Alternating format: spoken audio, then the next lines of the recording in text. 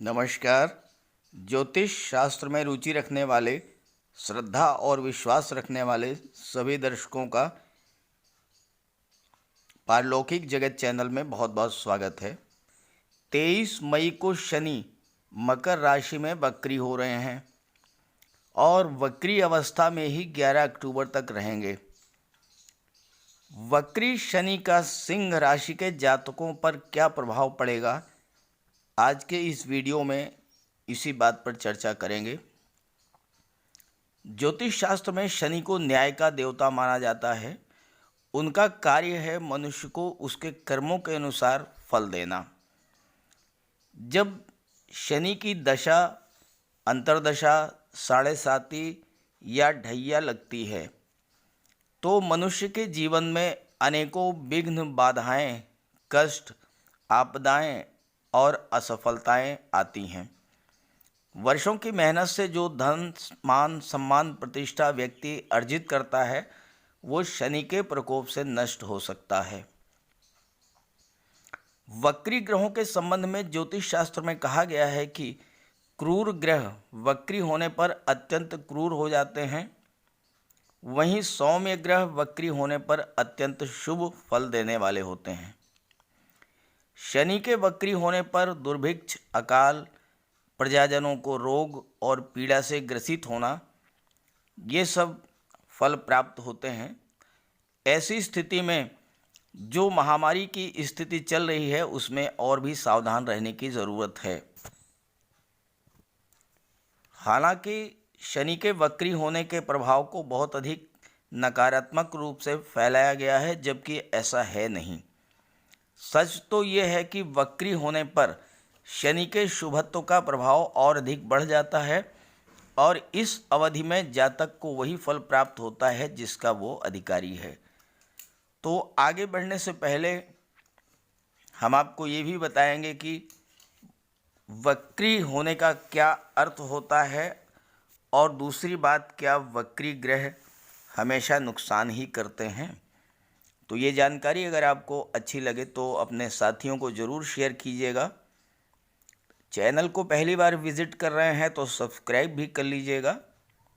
चलिए वीडियो शुरू करते हैं। तो पहले समझते हैं कि वक्री होने का अर्थ क्या है। वक्री चाल को उल्टी चाल भी कहते हैं। सामान्य धारणा यह है कि वक्री अवस्था में कोई भी ग्रह उल्टी दिशा में चलने लगता है, जबकि ऐसा है नहीं। होता यह है कि वक्री होने पर ग्रह की चाल धीमी हो जाती है। ऐसी स्थिति में पृथ्वी की गति के सापेक्ष ऐसा लगता है कि वो उल्टा चल रहा है।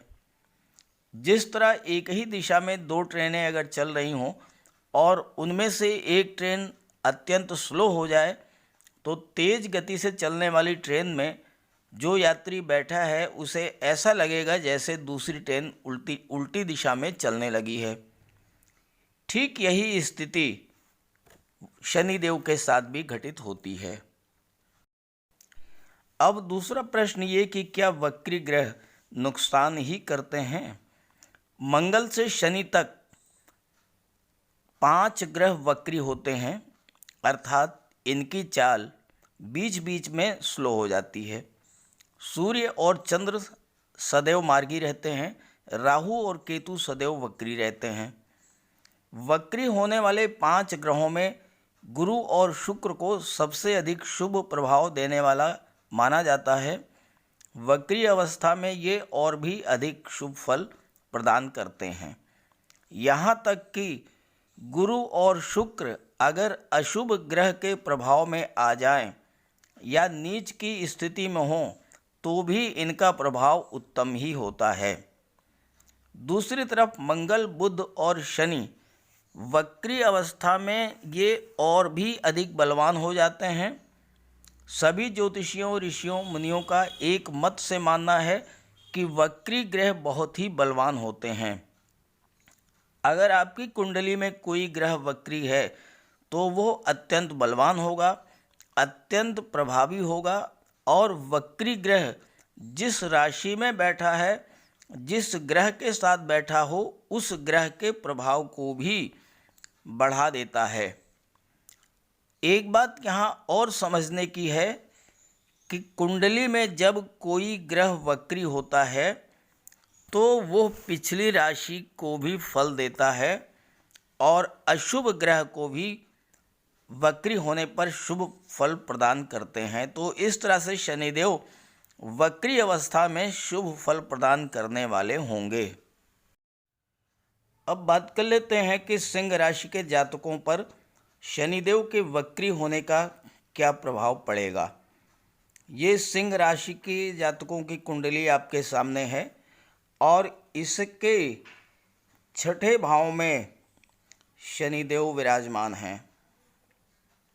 6th हाउस में शनिदेव वक्री अवस्था में विराजमान होंगे 23 मई से। कुंडली का छठा घर जो होता है ये रोग, ऋण और शत्रुओं का घर है और शनिदेव वक्री अवस्था में विराजमान है। तो क्या होगा? यहाँ पर ज्योतिष शास्त्र के 2 सिद्धांतों पर ध्यान देना होगा। पहला ये कि अगर शनिदेव जातक की कुंडली में छठे घर में वक्री अवस्था में विराजमान हो, ध्यान दीजिएगा, अगर शनिदेव जातक की कुंडली में छठे घर में वक्री अवस्था में विराजमान हो तो कितना भी प्रबल शत्रु हो वो आपका कुछ नहीं बिगाड़ पाएगा। आपको शत्रु के पीछे पड़ने की ज़रूरत नहीं है, शनिदेव स्वयं ही आपके शत्रुओं को नष्ट कर देंगे। और दूसरा ये कि शनिदेव अगर कुंडली के तीसरे, छठे और 11वें भाव में विराजमान हैं, यहाँ छठे भाव में विराजमान हैं, तो ये अत्यंत शुभ फल देने वाले होते हैं। और वक्री अवस्था में तो शनि के शुभत्व में और भी वृद्धि हो जाती है। इसलिए कुंडली के छठे भाव में वक्री शनि का गोचर आपको और अधिक प्रभावशाली बनाएगा, शत्रु आपके समक्ष नतमस्तक रहेंगे। अब दूसरी बात, आपकी राशि के स्वामी सूर्य हैं जो आपको तेज और बल प्रदान करेंगे। आपकी वाणी में सत्य का तेज होगा और शनि आपको सही दिशा में कार्य करने की प्रेरणा देंगे। सूर्य के प्रताप और शनि के प्रभाव से आप बड़ा से बड़ा कार्य कर ले जाएंगे। आप अपने हर लक्ष्य को प्राप्त करेंगे, हर टारगेट को पूरा करेंगे। जिन समस्याओं से आप लंबे समय से जूझ रहे थे उनका अंत हो जाएगा। शत्रु, विरोधी, कर्ज, रोग ये सब समाप्त हो जाएगा। लेकिन ध्यान रहे, कोई पुरानी बीमारी फिर से उभर सकती है जिसके इलाज पर खर्च बढ़ेगा। हालांकि आप किसी बड़े प्रोजेक्ट के लिए लोन के लिए भी अप्लाई करेंगे और वो लोन आपको मिल भी जाएगा और सूर्य और शनि के प्रभाव से वो प्रोजेक्ट पूरा भी होगा और आपके लिए लाभकारी भी होगा। अब बात कर लेते हैं शनि की दृष्टियों की। शनि की 3 दृष्टियां होती हैं, तीसरी, 7वीं और 10वीं। शनिदेव की तीसरी दृष्टि आपके अष्टम भाव पर पड़ रही है। 8वां घर, 8th हाउस। अष्टम भाव आयु, मृत्यु, आध्यात्म और वैराग्य से संबंध रखता है। शनि की तीसरी दृष्टि अष्टम भाव पर पड़ने का मतलब ये है कि आयु, मृत्यु, आध्यात्म, वैराग्य इन सब बातों पर विचार किया जाए। 8वें घर के स्वामी बृहस्पति हैं जो कि शनि के मित्र हैं, तो वक्री शनि आपकी आयु में वृद्धि करेंगे। आध्यात्म में आपकी रुचि है तो उच्च कोटि की आध्यात्मिक ऊर्जा आपके भीतर प्रवाहित होगी। लेकिन ध्यान दीजिए, बुरी संगत से बचें, क्योंकि अगर आप जुआ, शराब, नशा, सट्टा आदि की लत पालते हैं तो शनिदेव नाराज होकर के कठोर दंड भी दे सकते हैं। शनि के प्रभाव से आपके अंदर आलस आ सकता है, लेकिन भाग्य भाव के स्वामी बृहस्पति भी आपके साथ हैं, इसलिए आपको सफलता दिलाएंगे। कमर के नीचे के भागों के रोगों के से आप पीड़ित हो सकते हैं, इसलिए सावधानी रखें। अब बात करते हैं 7वीं दृष्टि की। शनिदेव की 7वीं दृष्टि जो है वो आपके 12th हाउस पर पड़ रही है, जिसे व्यय भाव कहते हैं। तो व्यय बढ़ेगा। 7वीं दृष्टि व्यय भाव पर पड़ने का अर्थ है कि खर्च बढ़ेगा, लेकिन ये खर्च आपका फिक्स एसेट्स बनाने में खर्च होगा, इसलिए ये व्यय भी आपके लिए लाभकारी होगा। आप कोई भी प्रॉपर्टी, वाहन, ज़मीन, जायदाद खरीद सकते हैं इस पीरियड में, इसलिए आपको कोई परेशानी नहीं होगा, आपको लाभ ही होगा। हालांकि खर्च ज़्यादा होगा, लेकिन आप बाहरी साधनों से इस खर्च को पूरा भी कर लेंगे। संतान का विवाह भी हो सकता है। घर के बुज़ुर्गों का ध्यान रखें, माता पिता का ध्यान रखें, क्योंकि उनकी बीमारी पर भी खर्च बढ़ सकता है। अब बात कर लेते हैं 10वीं दृष्टि की। शनिदेव की जो 10वीं दृष्टि है वो आपकी कुंडली के 3rd हाउस या पराक्रम भाव पर पड़ रही है। तो शनिदेव आपके पराक्रम में वृद्धि करेंगे। आप अपने परिश्रम और पराक्रम से अपने लक्ष्य को प्राप्त करेंगे। धन, समृद्धि, सुख, शांति प्राप्त होगी। ज़मीन, जायदाद, वाहन के सुखों में वृद्धि होगी। प्रॉपर्टी खरीद सकते हैं, ज़मीन जायदाद खरीद सकते हैं। जैसा कि मैंने आपको बताया था कि 12वें भाव में जो दृष्टि पड़ रही थी उससे व्यय बढ़ेगा, लेकिन वो जो व्यय होगा वो प्रॉपर्टी पर होगा। खर्च जो होगा वो धन संपत्ति खरीदने में होगा। लेकिन ध्यान दीजिएगा कि अगर आप कैरियर या जॉब में कोई बदलाव करना चाहते हैं तो ना करें, क्योंकि वक्री शनि की अवस्था में कोई भी नया कार्य ठीक नहीं होता है।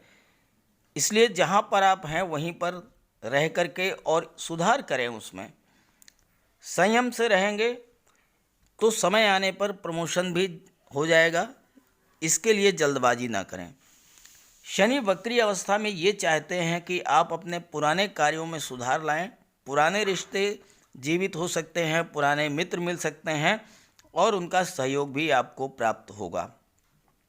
संबंधों में जो कड़वाहट आ गई थी वो दूर होगी, लेकिन ध्यान रखें कि आपको इस अवधि में कोई नया कार्य नहीं करना है। तो इस तरह से इस वीडियो के माध्यम से मैंने सिंह राशि के जातकों पर वक्री शनि का प्रभाव क्या होगा 23 मई से 11 अक्टूबर तक, इसके बारे में चर्चा की है। आपको अगर ये जानकारी अच्छी लगी हो तो इसे अपने साथियों को भी शेयर कर दीजिएगा। और दूसरी बात ये है कि शनिदेव को प्रसन्न करने के लिए जो उपाय हैं उसे ज़रूर कीजिएगा।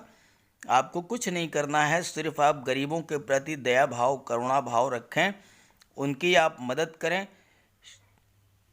हनुमान जी की उपासना करें, बजरंगबली की पूजा करें, ओम नमः शिवाय के मंत्र का जाप करें और शनिवार के दिन पीपल के वृक्ष के नीचे सरसों के तेल का दीपक जलाएं। आपके सारे कष्ट दूर होंगे। नमस्कार।